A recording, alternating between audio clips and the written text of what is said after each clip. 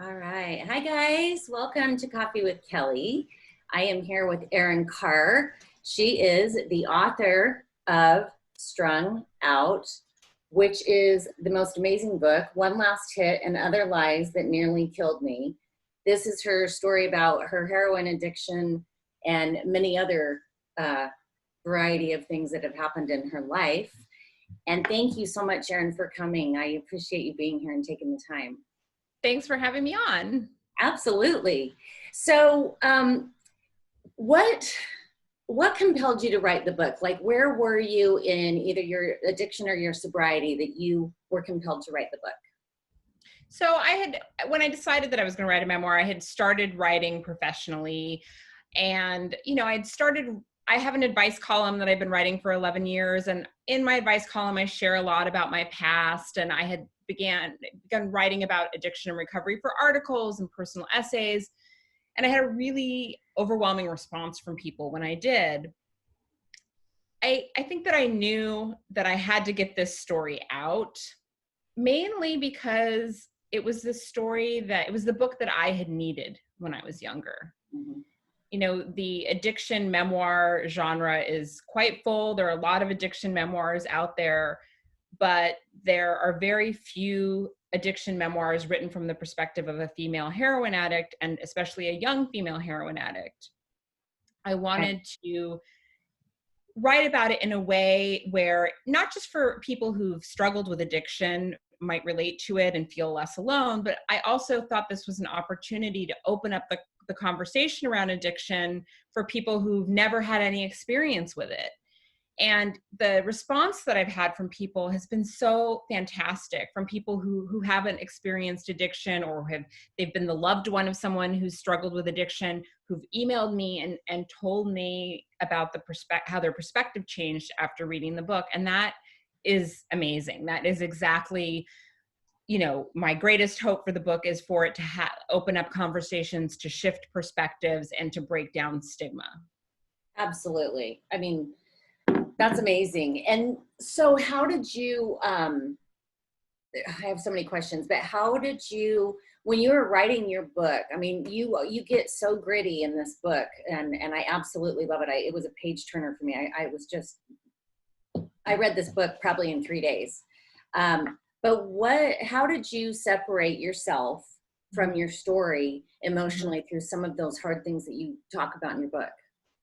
So, I mean, the biggest advantage I had was time, because, now it's been more than 17 years for me. I have 17 years of recovery under my belt. When I wrote the book, I had 14, 15 years under my belt. So I think that the advantage of having some distance gave me perspective and added a bit of a buffer between me and sort of like the shame that I used to feel around these events. I made sure that while I was writing and editing the book, that I had set up a good support system for myself in terms of like my writing group, my friends, my mental health professionals, which includes a therapist and a psychiatrist, and that I was doing things on a regular basis to take care of myself, because it's definitely challenging to dive back into the darkest points of your life and feel like sunny about it, right? Right. There's nothing sunny about what you went through. No, and sort of, there's something that, obviously these are stories that I've lived with, that I experienced. So it's not like these were new facts brought to light. But when you go back to describe a scene in detail, it can be very painful. Mm-hmm. I think that, I know I've often, for memoirists, something that comes up is as people will ask, oh, was it a cathartic experience for you? And for me personally, like, no, because I think for me, the catharsis had to happen before I wrote the book. Right. That makes sense. You have to do the healing, being able to just separate yourself emotionally from the emotion. Right. Yes. And I mean, that's not to say, look, I think that we spend our entire lives healing from trauma. So it's not like, oh, everything's perfect. But I think I needed to have had enough of that sort of like self-awareness and work on myself to be able to write this book as honestly as it needed to be written. Because had I written it 10 years ago, even, I wouldn't have been able to write with as much sort of transparency as I did, I had to be willing to write myself honestly, which meant that sometimes I'm not very likable in the book. And as somebody who always, went to great lengths to want people to like me and to think that I was a good person and to feel like, that I was worthy of friendship or love or affection or whatever it was, having to write myself in a way which, there's going to be people that find me unlikable, and that I had to be okay with that, because that was the only way that I could write an honest book. Right. And that's just one thing for me, like, that comes up is that's the same, I have the same thing. I think many people do. Everybody wants to be likable and nobody wants to be judged. And so, I guess you probably had to separate that, release the outcome of whatever judgment came with the book, which I would assert is probably not much, because you've helped more people with the book, and your honesty and courage, right? Your honesty and courage goes like so far, because a lot of people just don't have, not everybody wants to write their story, but a lot of people don't even have the courage to just open the lid and let all that, Pandora's box, and let all their crap out. It's really hard to do. Yeah. I knew that there were going to be people. I mean, there's certainly people that have judged me. I mean, I don't read all of my, reader reviews, but I've looked at some of them, and the ones that the majority of them that don't like the book don't like me as a person as presented in the book. And that's okay. Like, it's not everybody has to like the book. Not everybody has to like me. And that's okay. And, in terms of sort of judgment, I walked around with so much shame for so long, and that shame prevented me from asking for help. That shame prevented me from like making connections with people, from being emotionally intimate with people. And I don't have that shame anymore. Like, certainly if I could go back in time, and would I do certain things differently? Of course. Right. But I don't have shame about them anymore. And if somebody else wants to be ashamed for me, then that's on them. But, and there will be people, I'm sure there are people who are, and they're like, oh, she should be ashamed of herself, or they have judgment about me. That's okay. Because that's on them. If somebody wants to be judgmental about things that happened 20, 30 years ago, then that says a lot more about their character than it does about. And it does. It does. And it also is, I mean, the judgment's on them, right? I mean, if you're living such a perfect life, I'd love to hear how you're doing. And if you've lived your life not making any mistakes and not having any shame, then you must be superhuman. Right. And I think that's funny, because I think like people think, I don't remember where I heard this, but it was like somebody talking about a similar situation where they're like, oh, they're writing about it as if this wasn't somebody talking about me, but they may as well have been they had written or said something like, oh, they act like they're proud of all these horrible things that they've done. And that's not what it is. It's not about saying, oh, I'm so proud of these things, but I am proud of what I've overcome. I'm proud of having been in a certain place and failed so miserably in so many areas of my life, and been able to change the narrative for myself, which I did. And that to me is a miracle. And it's some luck, it's some privilege, it's some hard work, and it's some perseverance. But, it's not about being proud of these things as much as it is not being ashamed of them anymore. Right. Exactly right. And in the book, so there's so much I related to you about the book, about my own experience, but this all started very young for you. You took your first hit when you were 8. First 8? pill. First pill when you were 8, and that was in your grandma's cabinet. And because you knew at 8 years old, you didn't want to feel what you were feeling. So that shame, that wanting to numb showed up super early in your life.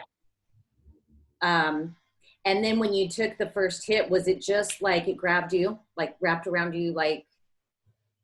Yeah, I mean, it did what I wanted it to do, right? It gave me a buffer between my conscious mind and all these parts of myself that made me feel ashamed.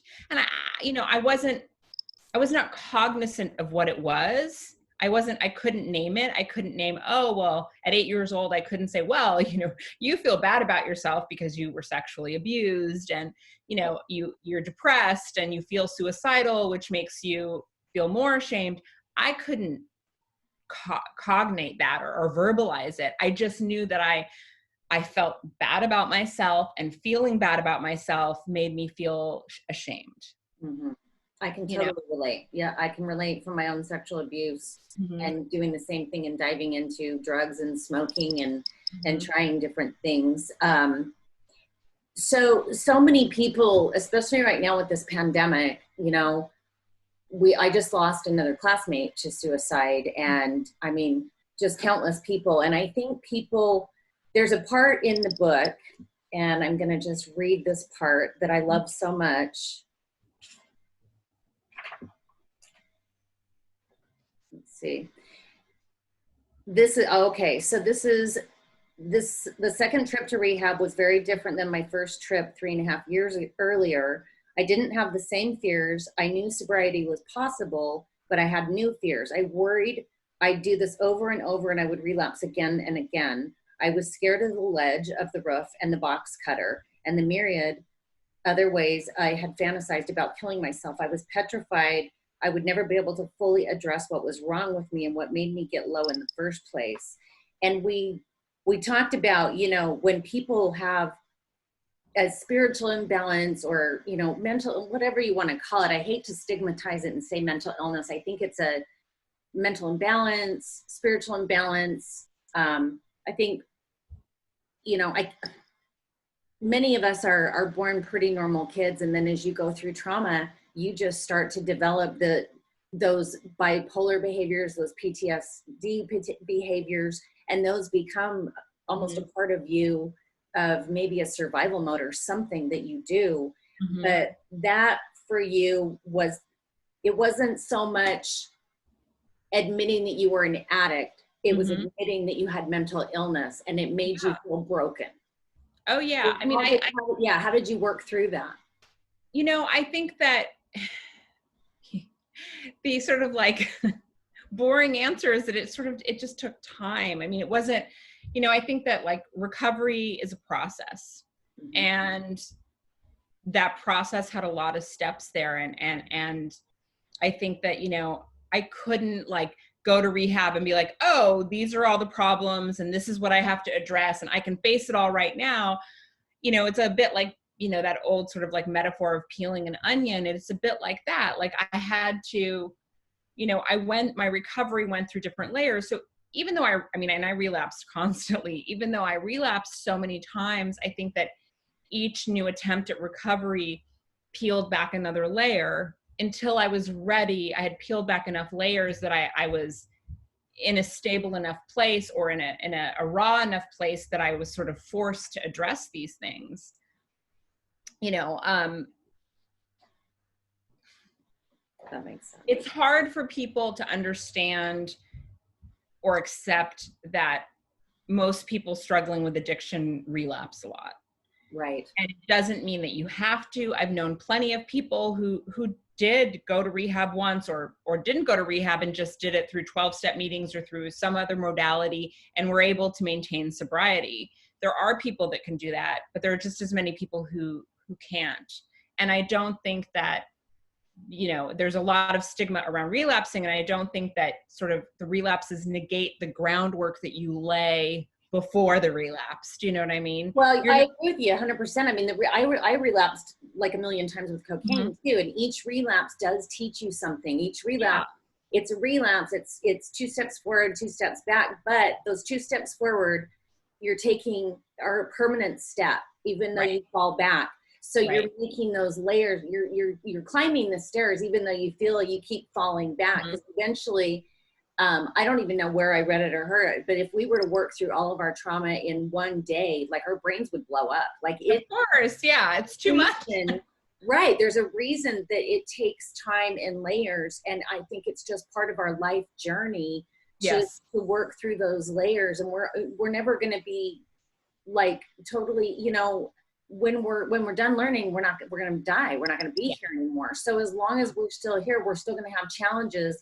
of life on life's terms. Mm-hmm. One of the things I wanted to talk about was you had an overdose. Mm-hmm. That this is the big one that really almost killed you. And Right. when you talk about this, you know, the curtains and everything kind of going black, and you stepping outside of your body, and being completely like irritated when your friend was trying to wake you up, you didn't know what happened. Do you remember any of that, or was it just a blackout? Oh no, I remember it exactly sort of the way that I write about it in the book, where it was like curtains being drawn to like nothing. And then having like, I started having like, I could hear something in the distance, and then having those brief moments of sort of like awareness that my friend was there and there was like sound and she was crying.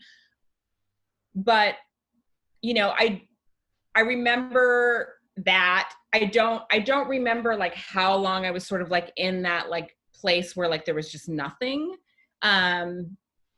But I remember like the feeling right before I sort of like slipped into the overdose, and the feeling of coming out of it.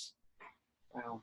So, you know, and it scared me. It did, you know, for as much as like I was so hell-bent on self-destruction, that was the last time I ever used a needle. I didn't use a needle again. And it wasn't so much because I was afraid of dying, as that I saw what that did to my best friend. And I didn't want anyone to find me that way. It scared me enough to, you know, in terms of like preserving somebody else's life experience, you know? And you know what, I can relate to that because, you know, I would say all addicts are numbing their own pain. It's never personal what we're doing, but we destruct so many lives when we're doing it. And I had a similar situation with a girlfriend that I hurt, and it was a misunderstanding, but that knocked me sober because I never wanted to hurt anybody else in my addiction. So, you know, it knocked me, it woke me up a little. Now, did I have a bunch of relapses? Yes. Right. But it's a similar thing. We're deep down, addicts are good people afraid of their power and just trying to figure things out, but they're not.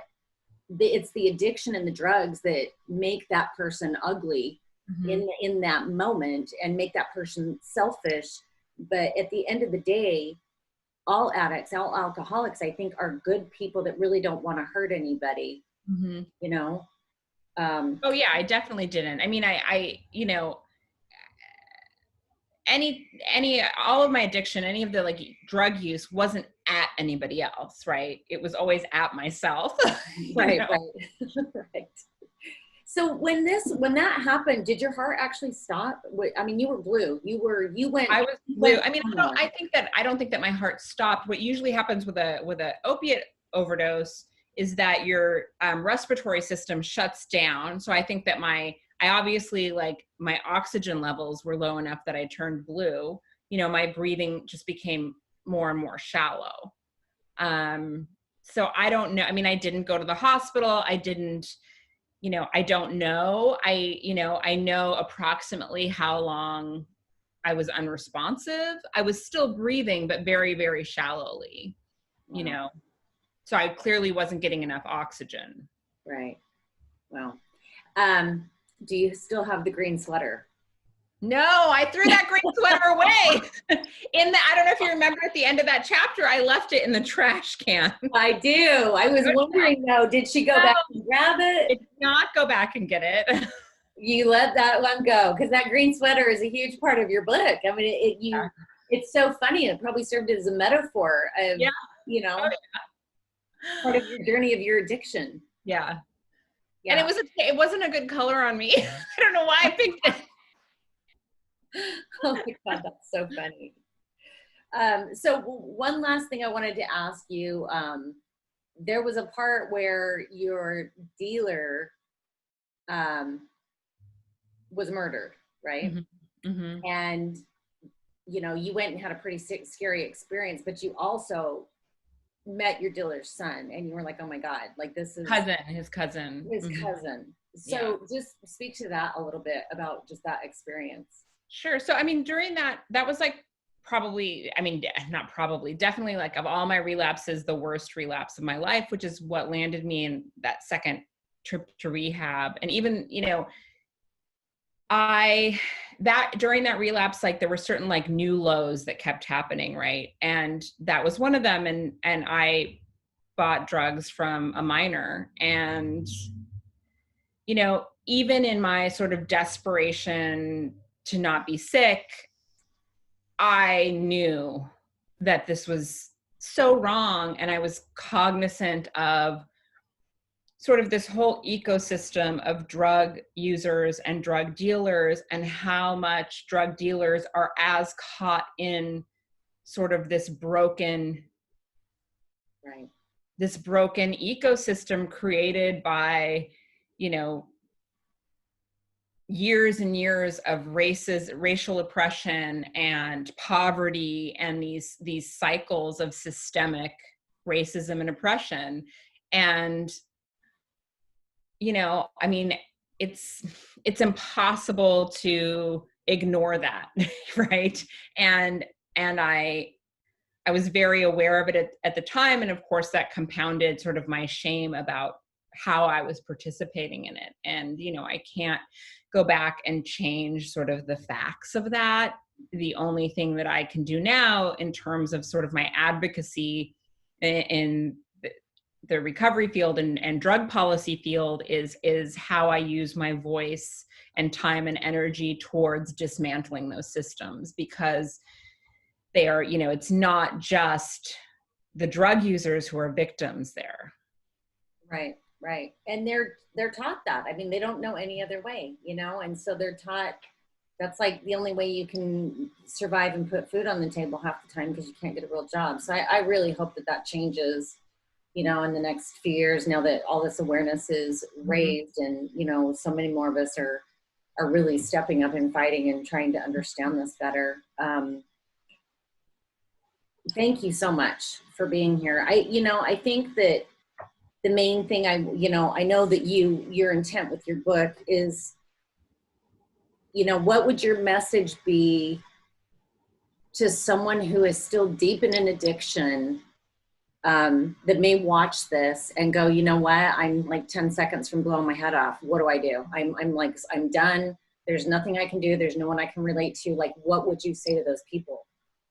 You know, the first thing that came to my mind is I have a 17-year-old son, and he's, you know, in his junior year in his British literature class was studying poetry, and we were talking about that Emily Dickinson poem, Hope is a Feathered Thing. And I don't know if you're familiar with the poem, but the whole sort of gist is that this extended metaphor about like hope being a bird whose song never ends. And, you know, perches in the soul, I think is part of the poem. There's this idea that, you know, I have seen people that nobody believed would ever recover. I didn't think that it was going to be possible for me to ever stay off of drugs, to be stable, to be happy, or have any semblance of a functional life. And I think that could be said for a lot of people who recover, that they had points where they really felt that way. You know, there's no bottom that you cannot recover from except death. Right. And I have witnessed people recover from bottoms that were far worse than mine. And as long as you're alive, there's still hope. And, you know, I think that there are a lot more people like me who don't look at addiction as a moral issue, who understand that addiction is when you see somebody struggling with addiction, they're a human being struggling with a human condition. And I always want to remind people who are struggling with addiction, and remind people who are the loved ones of somebody struggling with addiction, that they are human beings, and that it doesn't matter how low they think that they've gone or that they have gone. Like, they are still worthy of love. They are worthy of shelter and food and happiness. Right. And I believe that to be true of every human being. Right. That's awesome. And, you know, today with, you know, you're a living miracle. I mean, today you have two beautiful boys. Mm-hmm. You are in a healthy marriage. Mm-hmm. You have a healthy relationship with yourself, Yeah. and you manage, we talked about like the meds, you know, and just kind of knowing you've learned how to manage and master your own self-care. Mm-hmm. Right. And tell me Yeah. a little bit about like the meds. We talked a little bit about what worked, what didn't work.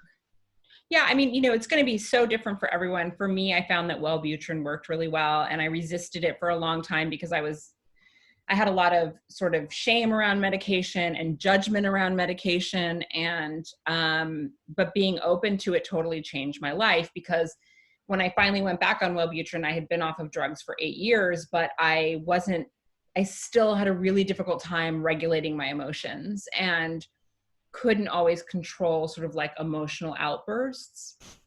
And I'm not perfect, but I don't go to those extremes anymore, you know, and I'm not by any means, like, it's not like I don't have any like strife in my life, or that that I don't ever make mistakes, but I just don't go to the extremes. I'm able to handle things in ways that I wasn't before because I'm stable enough to do so, you know. And I think that's, you know, I think that one of the things that I sort of struggled with and still struggle with is this like perfectionism, that if I don't do it perfectly, then it's all crap. And that's just not true. Now I accept that I'm not going to do it perfectly.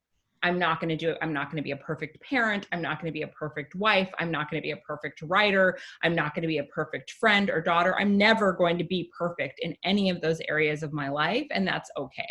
Right. Because I know that if I make a mistake, I can learn from it and I can apologize and I can move forward. I know how to do that now. Whereas before, if I made a mistake, I felt so ashamed about it that I would have to like completely run away or just destroy everything, you know? Mm-hmm. That makes sense though. Yeah. With perfectionists, especially, because I know that even for me, and I would have a hard time admitting that I'm a perfectionist, but when things aren't, you know, when things are not going the way I think they should go in my head, those are the triggers that have triggered me to have a suicidal thought. Mm-hmm. I've learned to manage that too, but those are the triggers where you think nothing I'm doing matters. Nothing is working. You know, it's, and I think a lot of people go to that place where it's like, just the lights are out. You can't see anything else. So, you know, learning how to manage that. And I've learned how to accept the meds that I'm on too. And I felt the same way. I felt shame. I felt embarrassed. I was like, I've got this on my own, but I was white knuckling it. And I had these rage outbursts that were not good for my relationships. I was violent, you know, I had these little violent outbursts, and those were embarrassing and shameful. So I completely love that you, that you know, that you surrendered to that, because I think surrendering to that, it's definitely made my life easier, but it didn't even happen until 10 years ago, when I probably needed 25 years ago. Right. Oh yeah. I mean, my God, I was like digging my heels in the sand for 20 years, white knuckling it, going nuts, until I finally surrendered. And I wish I would have had the courage to do that earlier in my life and just have more balance sooner. Yeah. And I think too, like I was thinking as you were talking about that, like so much, like when I'd have like those sort of like emotional rage storms, it was often because I was stuck in this sort of very like adolescent place in my brain where I felt like if something triggered me and I had this negative emotion, that negative emotion was how I was going to feel for the rest of my life. Like I knew intellectually that wasn't true, but emotionally I felt like I couldn't bear feeling this. So I had to like do something to get out of it, because it felt like, oh, this is how, you know, my body would read it as, this is how you're going to feel for the rest of your life. And that's now, like, even if I have moments that I feel bad, I know, and I really know in my heart, and that I know that feeling will change and that it'll pass. And I see it now, like as a parent, and like dealing not just with my own children, but when I deal with young people, where they get, I can see them, like even in a kid who doesn't have the same sort of issues that I did, where they get stuck feeling like they're going to feel like that way for the rest of their life. They can't bear it and they need to get out of it. And they lash out and they freak out, and they stay in that that crazy state of mind and let it run. Spiraling, exactly. Like, the only reality is going to be this reality. Wow, that's amazing. Erin, I'm so grateful for you for writing this book and putting yourself out there and just being willing to do this. I mean, you know, I know you're helping a lot of people, and I hope that, you know, people that I love that are struggling with addiction and a heroin addiction, I hope to hell that this book finds their way into their hands and save some lives. You know, I'm really grateful. Thank you. I really appreciate that. And I will post your website. Everybody can find you at erinkhar.com. That's your website, ERINKHAR.com. And you've got a myriad of all kinds of information on there, and your articles and podcasts and all the stuff that you're doing. So there's a lot of resources that she can provide for you guys. And thank you so much. Thank you. Have an awesome day. You too.